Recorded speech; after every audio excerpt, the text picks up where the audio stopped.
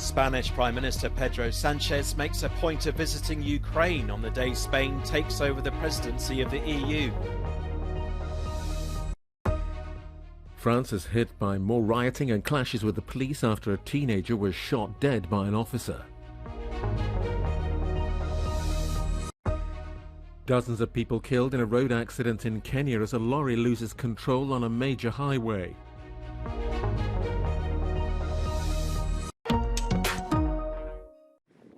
On the day Spain takes over the presidency of the European Union, Spanish Prime Minister Pedro Sanchez made a point of visiting Ukraine and meeting with President Volodymyr Zelensky in Kiev. And later on Saturday, Sanchez both condemned Russia's invasion and said that Ukraine's application to join the EU has the unequivocal support of the bloc. This is a war of aggression, with an aggressor and a victim. They cannot be treated equally, and ignoring the rules should in no way be rewarded.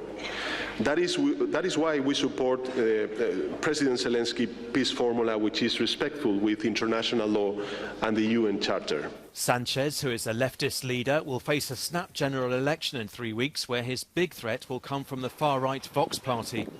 After Russia invaded Ukraine, the Vox party tried to publicly distance itself from President Putin's regime, which it has had links with. Cities across France saw further rioting and clashes with the police on Friday night. Over 470 people have been arrested. Violence flared after a teenager was shot at close range by a police officer in Nanterre, Paris on Tuesday. The officer was arrested and the boy, Naël, will be buried on Saturday.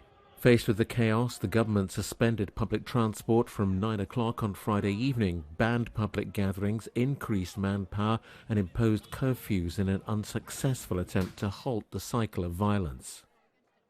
Demonstrations accusing the police of racism and violence were banned in Paris, central Marseille, Lyon, Bordeaux and Toulouse, but hundreds of people still marched with placards calling for the police to be disbanded. The Algerian government has expressed its concern over the death of Naël, who was a French national of Algerian and Moroccan descent. His funeral is set to take place on Saturday morning. At least 55 people have died in Kenya following a major road accident in the west of the country. At around 6:30 on Friday evening, a lorry crashed on the Nakuru-Kericho motorway, hitting people, roadside traders and some vans parked on the roadside. By early morning, 45 bodies have been taken to a mortuary, but the estimated death toll is at least 55. More than 60 injured people were taken to various local hospitals, and President William Ruto expressed his condolences after the accident. Resolution contained in document. The United Nations has unanimously approved to end the peacekeeping mission in Mali.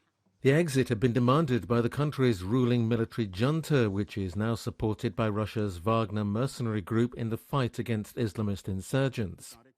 The plan to withdraw the MINUSMA, the UN mission in Mali, came from France and received all of the 15 possible votes in the Security Council with immediate effect.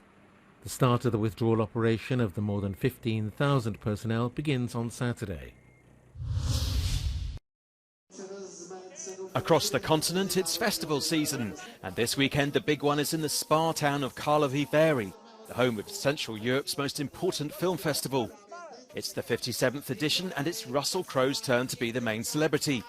He's presenting Master and Commander, The Far Side of the World. Swedish actress Alicia Vikander and Scottish actor Ewan McGregor are also in attendance. After the opening ceremony, Crowe was awarded the Crystal Globe for his artistic contribution to world cinema, and Alicia Vikander received the festival's President's Award. Geopolitics has forced a few changes this year. Delegations from both Russia and Belarus are no longer welcome, and China has banned its filmmakers from participating. Russell Crowe clearly enjoyed the first night, playing with his band Indoor Garden Party, although some guests may have preferred to watch him act rather than sing.